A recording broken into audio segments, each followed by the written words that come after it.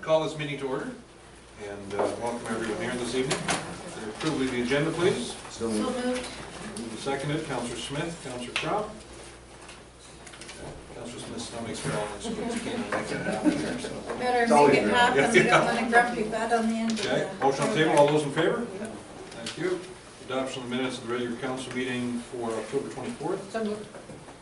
Okay, Councillor Daible, a mover, Second. and a seconder, Councillor Smith. Second. All those in favor?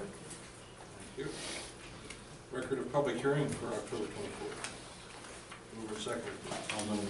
Okay. Second. Okay. Councillor Erickson, Councillor Crowe. Do they look accurate in everyone's eyes? Okay, another good Wendy Dolan job. Excellent. All those in favor? Contrary. Carries.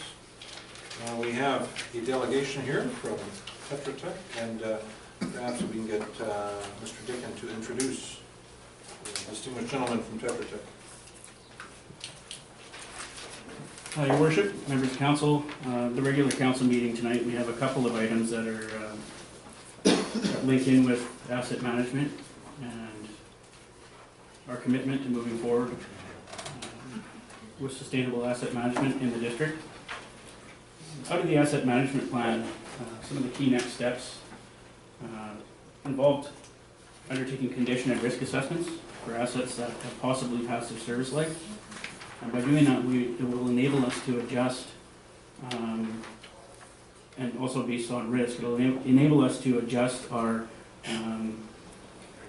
the rate at which we replace our assets. If we know the condition of them, we may be able to adjust those initial figures that you saw within that asset management plan. So a key component of that is we've got the inventory done through the asset management investment plan. Now it's time to start looking at the condition of some of our assets and gathering more accurate data on where we sit with our assets. So Mr. Alan Regan is here today from Tetra Tech EBA. We engaged his firm to do a pavement condition assessment on the district, and they have done that. And I'm hoping, what I'm hoping out of this presentation is that you'll have a sense when it's over as to the condition of our roads, and more importantly, the funding required moving forward to stay ahead of the curve. If you've read the report, we're not in great shape, but I don't want to steal too much of the thunder from Alan, so I'll ask him to present his PowerPoint to you. And we never shoot the messenger, so be as long as possible. Thanks, I'm glad to hear that. I feel like it's set up to sit down. Typically I like to stand, but should I sit? Whatever you want. Okay, I'll stand if... Alan, if you hit the button on the front of the mic will come on, there you go. Talk. Okay. Feel a little more comfortable standing if I can. So thanks for joining us this evening, or for welcoming me here this evening to talk about the pavement management plan. And pavement assets for the District of Hope are obviously a significant and important asset, because that's the main component of the transportation plan, and a significant asset with obviously a smaller municipality has still a significant amount of roads, and you'll see the amount of roads as we go forward and funding that it would take to maintain that asset. And obviously it has been a challenge to fund in the past, and that's led to some of the condition issues on the road network as well, again, not to give it away.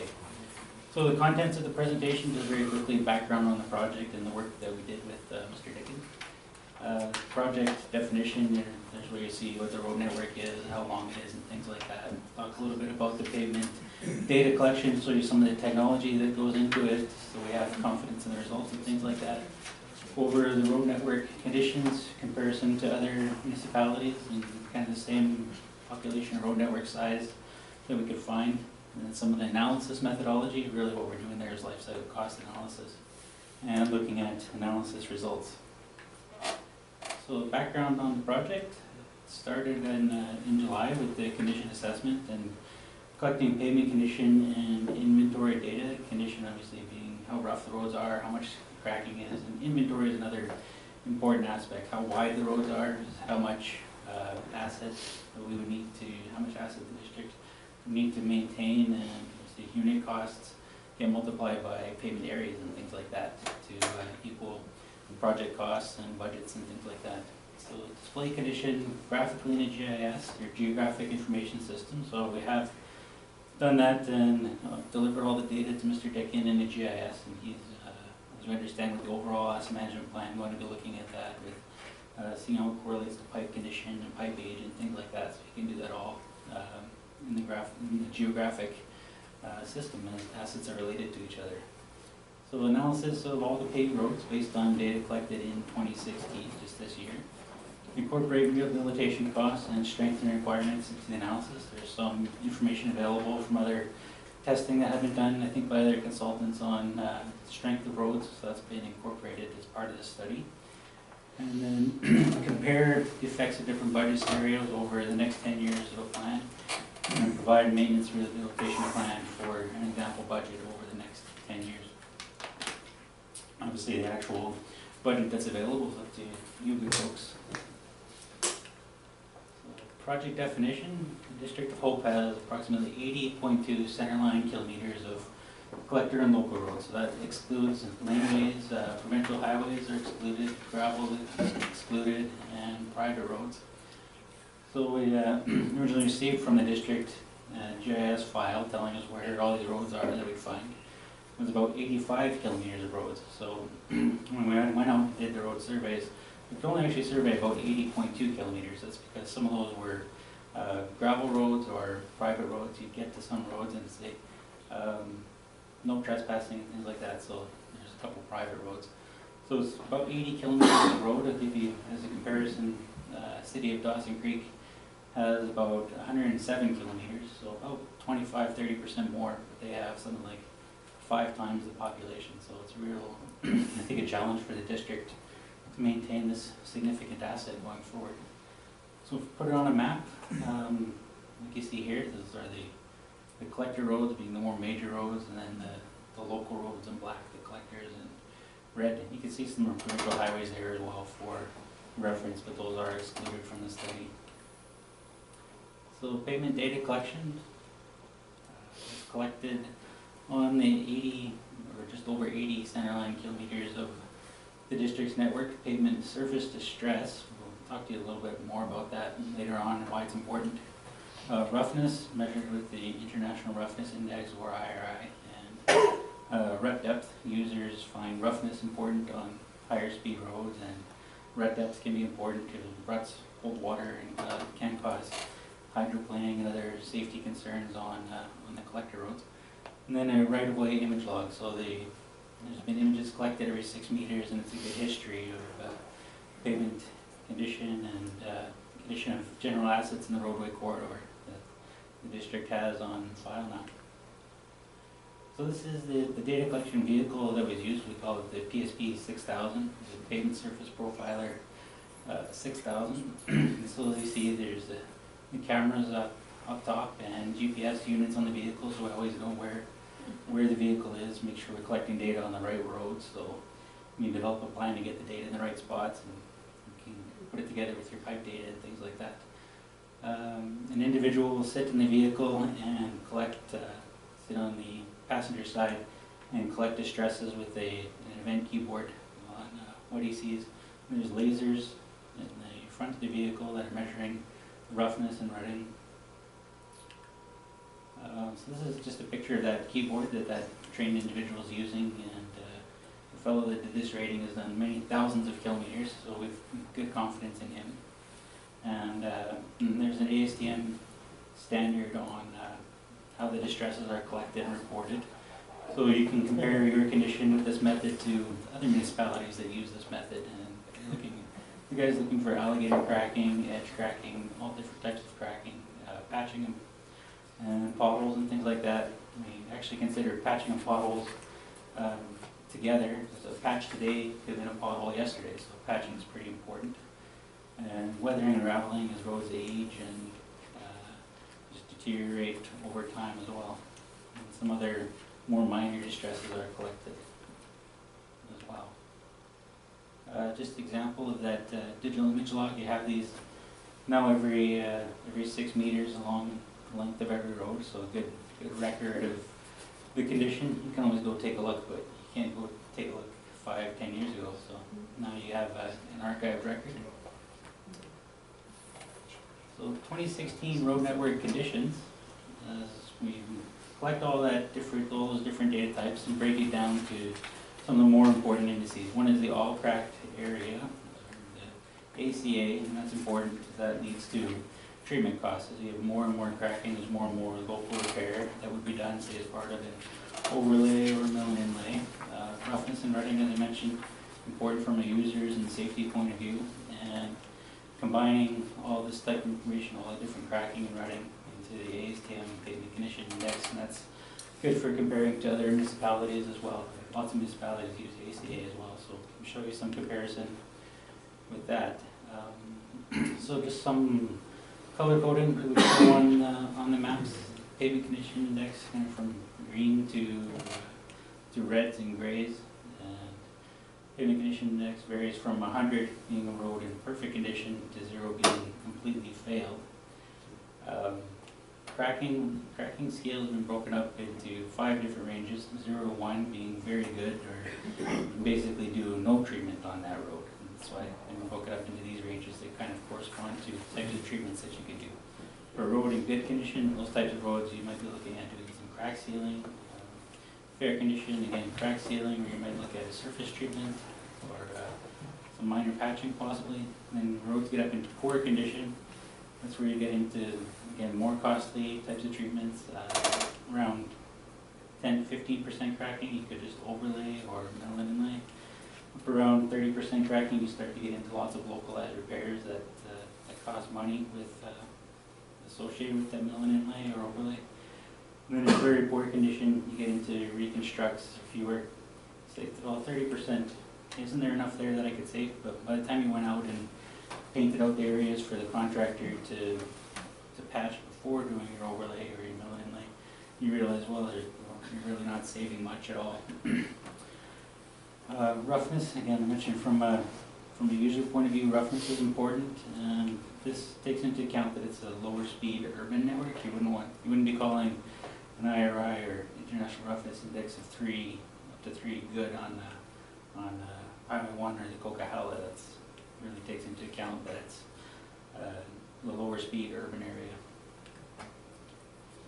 Okay, so the average conditions across the road network, you have average cracking up to around 22% on the network as a whole.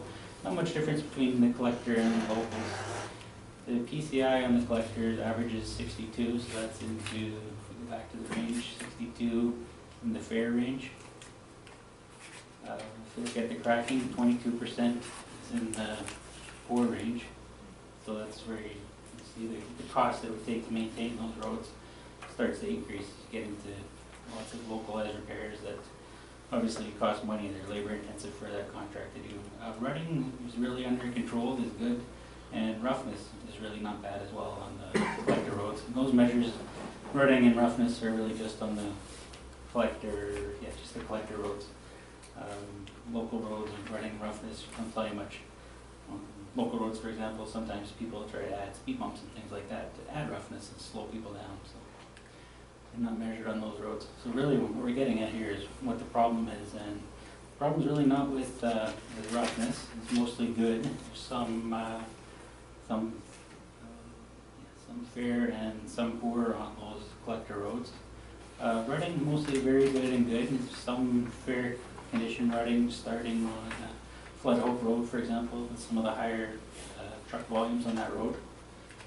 The problem in the district also is slides out of order. The problem is really the cracking, and that's what leads to higher life cycle costs. Is those areas, the cracking is crack sealing to try to slow down the rate that it increases, and as we get through the wet weather and things like that, we see a potholing and maintenance costs increase. So there's no such thing as a do-nothing scenario where we just let it deteriorate. There's mandatory maintenance that has to be done. The potholes have to be filled, or obviously there's complaints and things like that. So there's a maintenance-only possibility, and under maintenance-only, as the cracking increases, the maintenance costs increase. So we built those maintenance costs into the life cycle.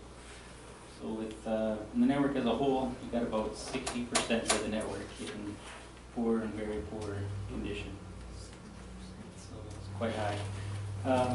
combining all the different cracking and other distresses into the PCI according to the ASTM methodology. It doesn't look quite that bad, but again, as I mentioned, the cracking is what causes the lifecycle cost increase for you. So if you haven't really seen the user complaints about the road network yet, that's because really what are people... Oh, we've seen them. We've seen them. Let the record indicate we've seen them. In some municipalities, the road condition will be deteriorating, but the complaints haven't started yet. That's because the roughness is a lagging indicator. First the roads crack, and then they start to get rough, and then the complaints come in after the cracking. So here's so we've figured out of all these indicators, really the cracking is the issue of concern for the District of Hope. So we put the cracking on the map here for you.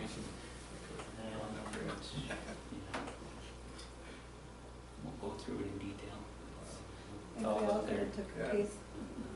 Pardon? I'd say that's very accurate. Yeah. Yeah, we have quite a lot of confidence in the fellow that did the rating as well, did some quality assurance and quality control to check the ratings. So quite a bit It was of quite a confidence in funky this. looking vehicle they were driving around in. Did you see it when he was here? Looked like a Ghostbusters promotion. There you go.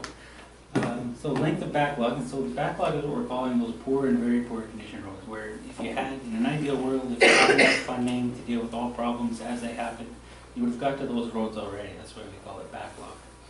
And that's about 50 kilometers of the 80 kilometers, so about 60% of the road network. And we've taken into account, we don't want to show on the plan, when we come in front of you folks, roads that have already been done. So we've taken into account the roads that were included in the 2016 paving program. Hopefully they were actually done. Not sure. But there's a couple that we were told were to be done. So how does it compare to other municipalities? How does it compare to where Hope was in 2003? I'm not sure how many of you were here back then. I wasn't. But, the company that my company acquired was Saint Michel Consulting, and Mr. Saint Michel did this study in 2003 and found Hope was at about 14% cracking on all roads. This is just the major roads. Again, we saw not much difference between the two networks. And so it got increased up to 22%, obviously, with funding this fairly significant size asset for a relatively small population is an ongoing challenge. And you can see how this compares to other municipalities. And, you know, Victoria has not that many more roads than Hope, but I would say much larger population. So, you know, 106 kilometers. Hope is just major.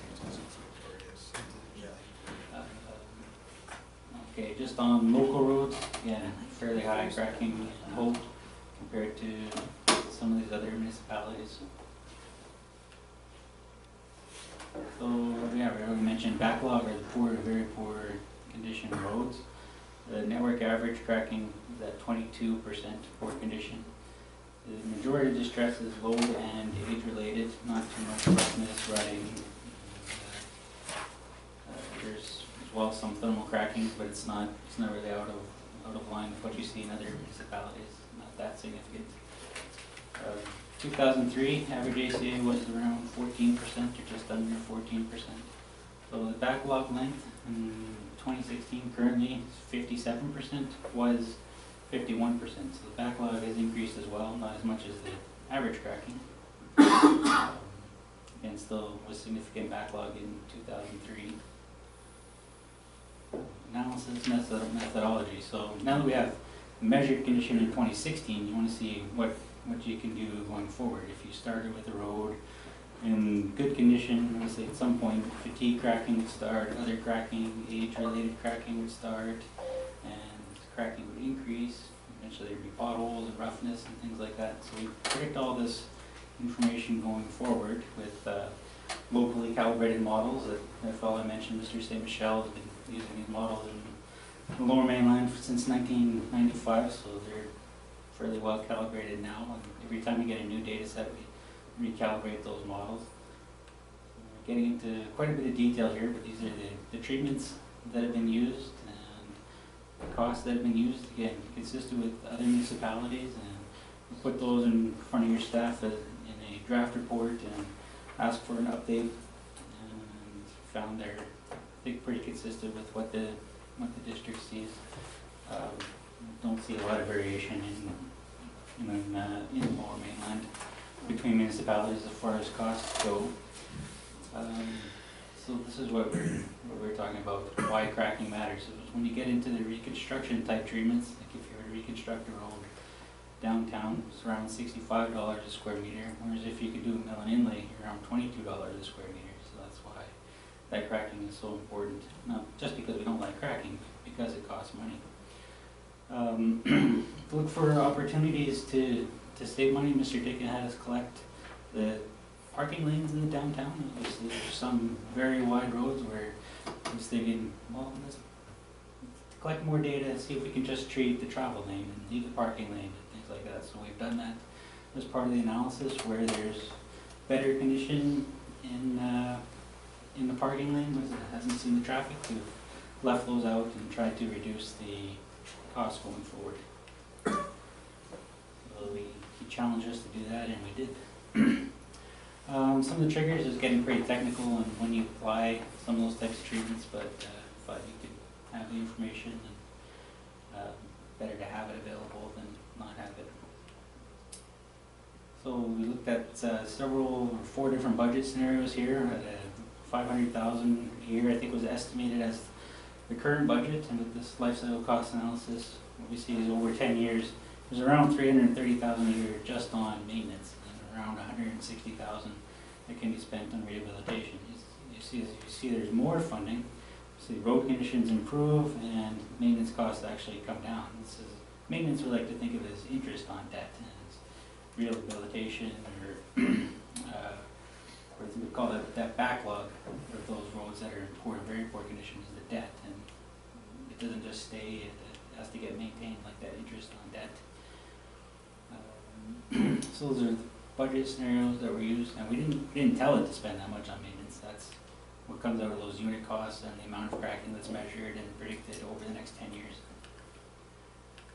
So the analysis results with cracking on the vertical axis year from 2016 to 2026 on the horizontal axis at that 500,000 a year. Obviously, we're not doing much more than maintenance only, and cracking continues to increase. Remember, from 2003 at 13% would be somewhere on the door here.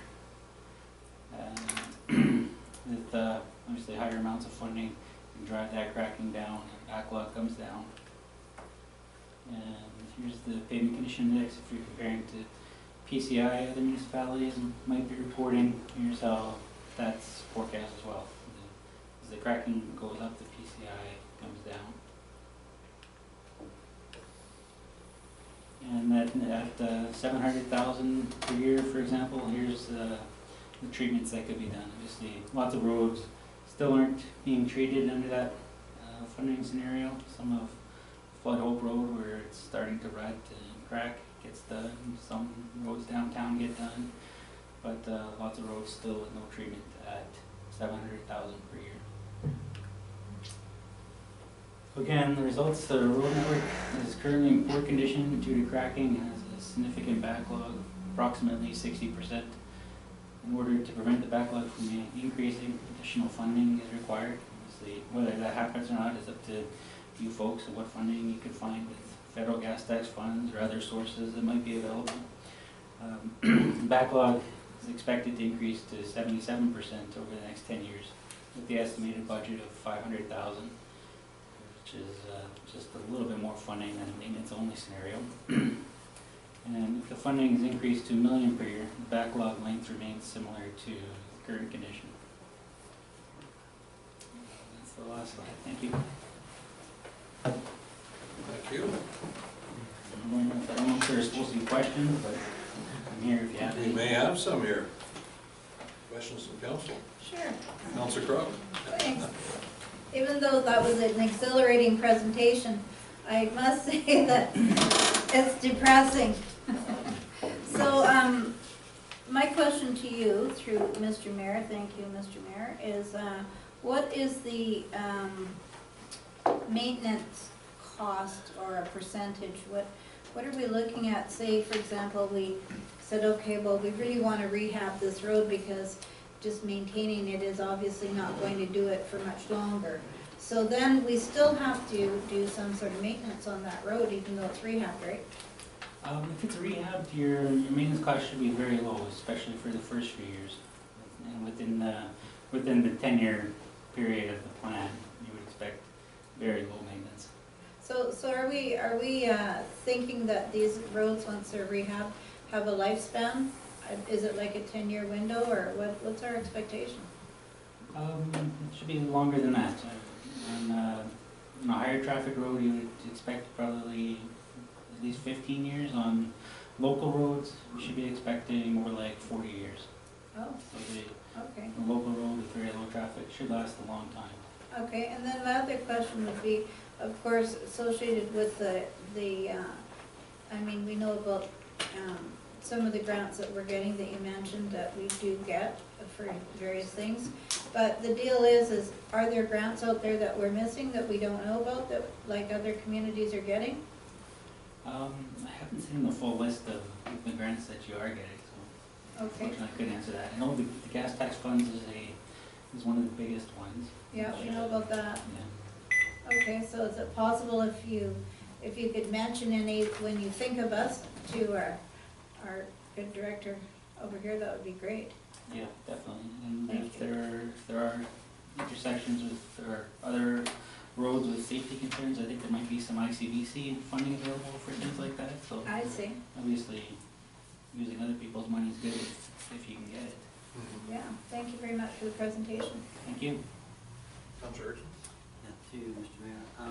I have one question. Crack sealing, if we went all out on crack sealing, would that lower that final number? Like, say the next year we spent a lot of money on crack sealing, would that give us a good position to do some paving the following year and hold off the, I went through so quickly I couldn't see the, I didn't have time to try and put it together. Yeah, your best opportunity for crack sealing is when there's not too much cracking. When the road has lots and lots of cracking, you can spend a lot of money just crack sealing it. So for the district's roads, for the 40% of roads that aren't in backlog, certainly crack sealing will pay off and decrease the rate of degradation. So those 60% of roads that are already in backlog, you kind of lost the opportunity for additional maintenance. Now maybe maintenance has been done on them. I don't want to say it hasn't been done. Maybe maintenance has been done. So without maintenance, there could be 80% backlog. Who knows? So, but for going forward, you got those 40% of your roads you want to try to maintain and keep them from becoming backlogs. So would you suggest that we should go all out one year, like next year or sometime very soon, and do crack sealing on those 40% to get them under control as best we can? I think it would be a good thing to do. And you do see a lot of crack sealing out there. I made a point of driving the Flood Oak Road on the way in instead of the highway and see crack sealing on it, even with just using the headlights. So it certainly has been done. Mr. Dickin and Councillor Lott. Your worship, through you. The key to pavement maintenance is there's a threshold where once you get beyond a certain threshold of the road, it's really too far gone. And I think Alan would agree with that. So to crack seal, crack sealing is best done when cracks initially emerge and you stay on it on an annual basis. That's typically why you'll see highways maintenance departments doing an annual crack sealing program. Because once you let that crack develop over a number of years, we experienced this over on 7th Avenue this year when we ground that road down. We ground the road down 4 inches, basically to gravel. And the cracks from the surface actually went right through the entire thickness of the road. So once you've got cracking to that depth, no amount of crack sealing is going to prevent that road from further degradation. So the key is moving forward, and I will be seeking funding moving forward to do those maintenance practices to avoid getting past that threshold for the roads that we can save with minimal maintenance. A lot of our backlog is due to cracks and surface issues with the road being left way too long, and then you get into a reconstruction of the road, which is very costly, as pointed out in the presentation. The dollar value per square meter goes sky high. So the key is to maintain those roads that we have in good shape and prevent them from getting to that threshold where they're too far gone and we have to do full reconstruction. Unfortunately, we have such a backlog that we're in a position where we have a lot of roads that do actually need full reconstruction. Councilor Melo? I have two questions. One, the mill and fill, is that what we just did up on Wallace Street here recently, or sort of patchwork? Is that what's considered mill and fill? Well, yeah, it would be localized mill and fill. A mill and fill typically is if you ground, like for example, the repair that happened on 7, where you grind off a certain component of the overall thickness, and you'd fill with the same component. Okay. And second question, I guess sort of along the same line, I think you probably mostly answered it. If you have a finite number of dollars to spend on pavement, whether it be reconstruction or maintenance, are you better to spend it on the 40% that's in better shape? Or are you better to spend it on doing some reconstruction? Because you can't, if you had to choose, you couldn't do both, right? I don't know who actually should answer that, but. Can I go first? Sure. I think the way you do it is, first of all, you do what you need to do to keep the road safe. So first of all, you fill those potholes, which unfortunately is money that's going to those roads that are in the worst condition. And then, if there's money left over, spend it on the roads in better condition before they're managed in bright condition. Because the other ones are already gone. Yeah, you're not going to lose the opportunity to reconstruct it. Right. That's a good way to put it. Okay. I won't argue with that. Yeah. Comments from council? Okay, thank you very much for the presentation. Thanks for not shooting the messenger. No, we appreciate your expertise, and we don't have to. We have to hire the people that have the fancy equipment and that have the expertise. And thank you to Mr. Dickin for leading the charge on this. I know you're up in the game as far as maintenance of municipal assets, and we appreciate it. Thank you. Safe trip Thanks home. very much. Don't hit any potholes. A crack is never a good thing. We keep our lights working. Okay, staff reports, item 5A, report from Mr. Dickin pertaining to asset management grant. Recommendation that council support the District of Hope application to the 2017 UBCM Asset Management Planning Program for grant funding in the amount of $10,000 to enhance the district's asset management investment plan decision criteria, and that council commit the District of Hope to provide overall grant management. Okay. Councillor Stewin moving, Councillor Erickson second. And then I guess Mr. Dickin commenting. So this is item number 2 on asset management. Our engineering consultant has, True Consulting has consulted with me about the upcoming UBCM grant. It's a matching grant, 50-50. It would require commitment from the district of $10,000. And what they're proposing is another component of the next steps of our asset management plan is to do a risk analysis, as well as develop a asset management policy for council's consideration. So those are the 2 deliverables. What they're going to be looking at is risk associated with our infrastructure, our water, sanitary, and storm. Identify those areas that pose the greatest risk. Then moving forward, we can use that information to further tailor our asset management plan, which will then likely adjust our numbers as well. So we're gathering the data again to basically prove what has been done by Urban Systems in the asset management plan. So this is a unique opportunity that requires council resolution to apply for the grant. And so that's what the report's for, is to seek your resolution to proceed with the application of the grant. Okay, motion on table, additional discussion. All those in favor? Contrary? Motion carries. Thank you. Appreciate that, Mr. Dickin. No committee reports. Item 7, mayor and council reports. Given the fact we still have a number of items in the camera to deal with, I'd like to suggest that we do the mayor and council UBCM reports at the next meeting, the earliest convenience. And I see, hey, I see an award winner here. Mr. Behrens. I heard you won some auspicious award. I don't have all the details yet. Pardon my language. Yeah. Yeah, that's fine. No, that was awesome. So that was through the lines, was it not? Yeah. Yeah. See, I have to put Mr. Behrens on the spot here. He, in recognition of an exemplary community service, I heard he won some high-end award through the lines. And I know you're a man of passion for serving the community, and I certainly, as mayor, appreciate what you do. So Thank you. that's what makes hope happen. So, and then of course, yeah, that's good. It's nice to see that recognition. Okay, a couple quick things here under mayor's report.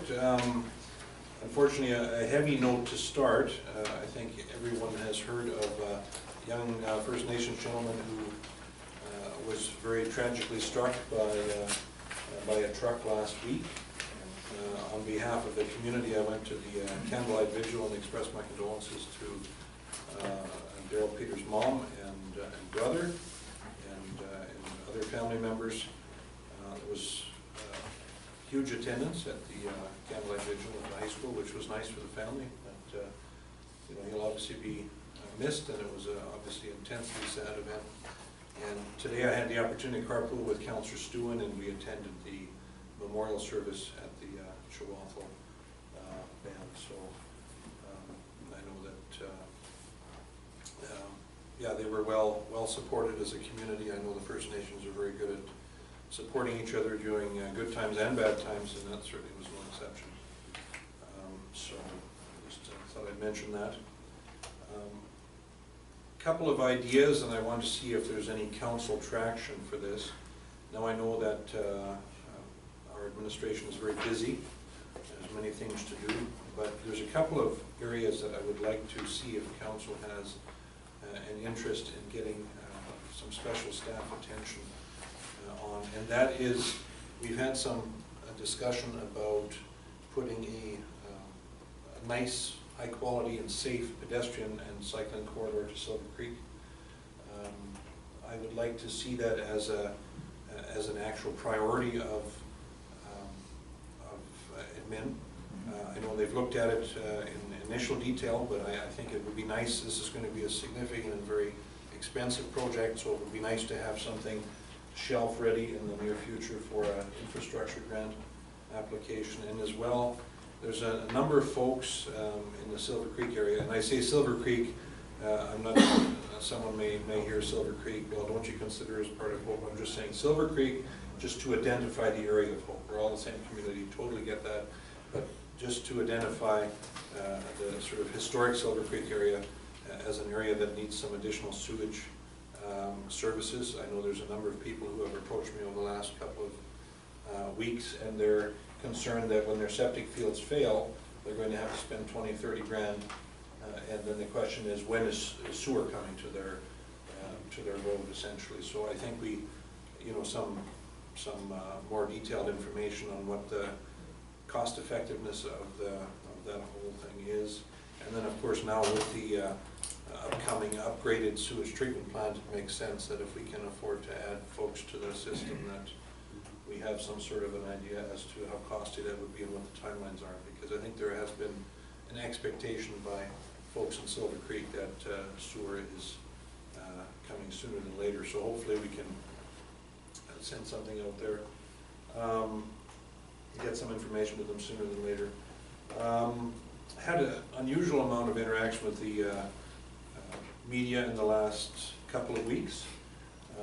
We have a gentleman in town who made some very inappropriate outbursts, racial in nature, so CTV talked to me about that, and essentially all I said was he needs some counseling and human decency, and maybe a moving truck would be in his future, because as a community we don't have a lot of tolerance for that kind of silliness. So that was essentially the message there. Talked to CTV W5 News about the Nestle Waters controversy as well, And I think a lot of the controversy pertaining to water extraction is a very mislabeled controversy. I don't know why Nestle seems to be the lightning rod for this, but W5, when they came out with their crew, they did about a 20-minute interview with me. And my key message, which unfortunately they didn't include, because I guess I did not include the theme of their news item, was that if there is to be discussion about large-scale water use, it should involve wineries, breweries, the farming community, steel manufacturers, the whole kit and caboodle. But I think the whole focus of their news item was, water sales, water for consumption. So my point was they're a good local corporate citizen and they employ 80 local people, and they seem to be a lot happier when they're working as opposed to not working. So they did include a little blurb there, and I think it came over reasonably smoothly. CBC Almanac had a chat with Bill Puri from CBC about the $500,000 Fraser Health grant that we received as a community, and I thank them on behalf of the community for that. I thank Fraser Health, that is, for that opportunity, and mention that it was a community-led initiative that where local funds, Fraser Health funds were being passed on to local service providers to provide very specific help to local needs. And I did, of course, try to reinforce the fact that we're not a community in crisis, we're a community that can do better than we are. Because obviously, as mayor and council, we don't want to spread the message that we're, that we have these massive healthcare problems and it's not the place to move to. That's not the case. We have a beautiful community, but we do have some healthcare anomalies that have to be dealt with appropriately. So that's the message that I tried to pass on there. Had an FERD meeting, and I had an opportunity to encourage the entire board of directors to contemplate individually running for board chair. I think there'll be a number of people running at the November meeting, which is good news. It's always good to embrace democracy, but I made it very clear that the current chair is, in my opinion, served a good length of time, but it's maybe time for a little change in leadership there based on some recent developments. So that was as polite as I wanted to put that. Now the other thing is there has been some interesting appropriate and inappropriate discourse pertaining to our local economic development engine and Advantage Hope. This will probably be mentioned in the paper on Thursday, I would assume. There's been a couple of letters circulating in the community which some of the content is very inappropriate and objectionable from the perspective of if someone has a problem with Advantage Hope or the chamber or the district, it is always best to talk to that pertinent group first and see what kind of response is received. I know in the letter that was signed by Mr. Stokes, he's been given numerous invites by the chairperson of Advantage Hope to actually talk to them, to attend a meeting or to meet with the chair personally. That has not been taken on as an invitation received. I think when folks are passionate about issues in the community, it's very important that they're very respectful to those trying to make a difference in the community. Calling people's characters into question is not an appropriate way to deal with the situation. I know that the author of the one letter may have certain interesting legal problems as a result of what was passed on. So I guess the cautionary note that I would issue to anyone interested in passing out comments pertaining to local individuals trying to make a difference is maybe get your facts straight first, and then also talk to the people directly first, because to go on and send out these sort of pseudo-legal letters about people that are trying to make a difference in the community is not a particularly prudent move. It's not a wise move from a financial point of view, because if you call people's characters into question, you open yourself up to a whole litany of legal problems. And as a small community, we have a difficult enough time recruiting people that want to volunteer their time and effort into being a blessing to the community, because not everyone has the time, the interest, or the expertise to to make that happen. So I think we in future, I think there's certain folks that may have to work a little better in dealing with items of concern. So that's what I will say to that. I will say for the next fiscal year, we may have to make an investment at the rec center in new equipment, because I've been there a couple times and I still look the same. So obviously the equipment is not working. But it's just not working for me. So maybe there's a reason people attend daily. But anyways, Once a month doesn't work. just, yeah, twice a month doesn't work either. So maybe over to Councillor Crop, please. Wow, I don't think we have anything left to say. You've done it all. You're like a one-man show. No wonder you can't get to that gym more often. So thank you. Just like to also express my condolences to the Peters family.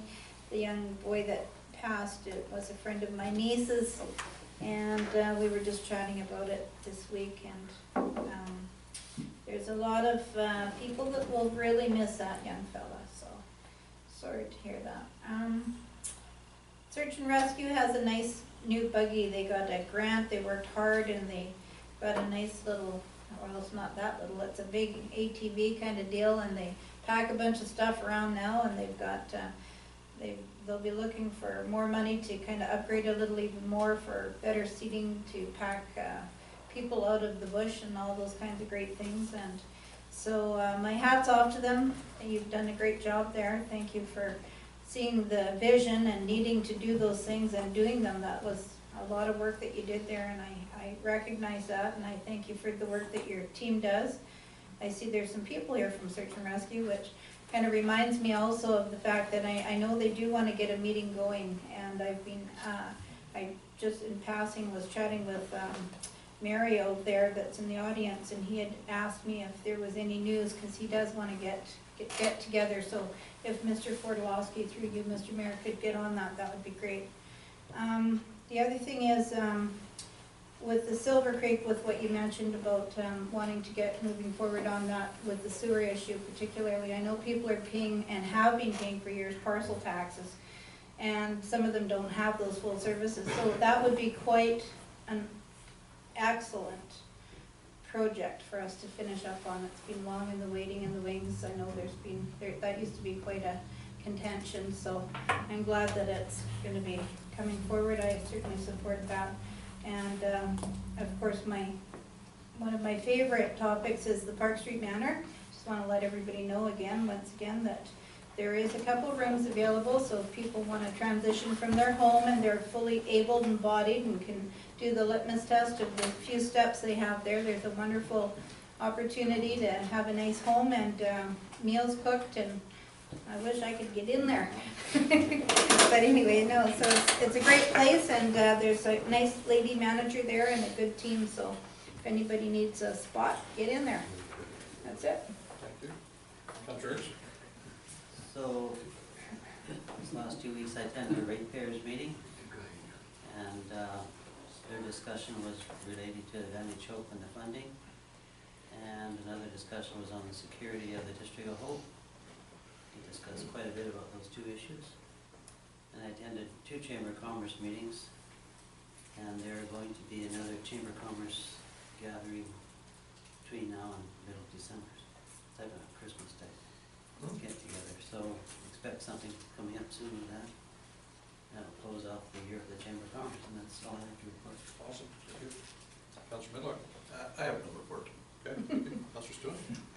Nothing really to report other than, last meeting I reported that the Golden Agers meeting was on the 22nd. It was a lie apparently. The Golden Agers meeting is tomorrow at 1 o'clock, and I will be there. And that's pretty much it. Thank you. Councillor Dyer? I have no report. Thank you. Councillor Smith? I didn't think I had anything, but I do. It's kind of on the personal part of it. I received an attendance from one of the Vantage Hope board members for the business walk that they were doing out in Silver Creek, where the shop that I run. That was very good.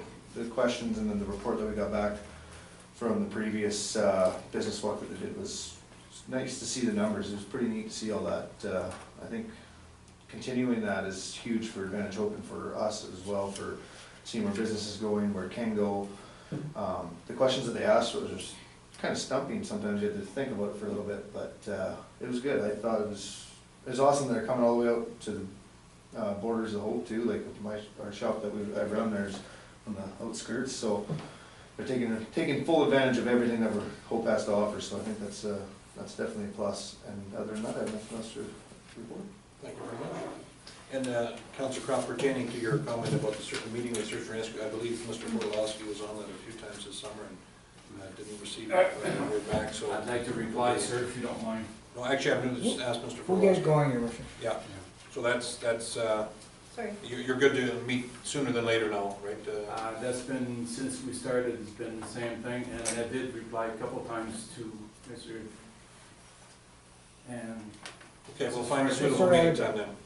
Okay, So Sounds it's not good. us. okay, we'll be setting up a meeting then, that's good.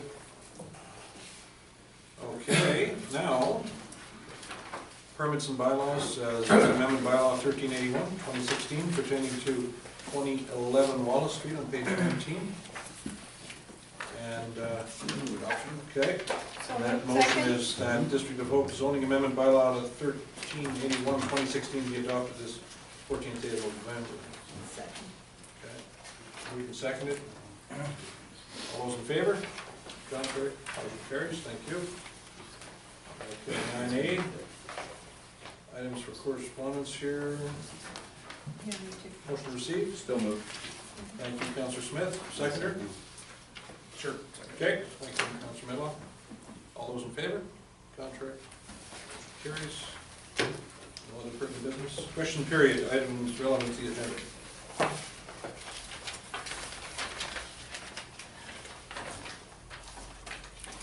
Friendly, unfriendly, or indifferent questions are welcome. I just want to Yes. thank council for going ahead and getting the architect's report. It was very informative and really nice to see that information, Yeah. have it shared. Absolutely. We made that commitment, we'll keep that commitment. Sounds very good. Thank you, Ms. Hines.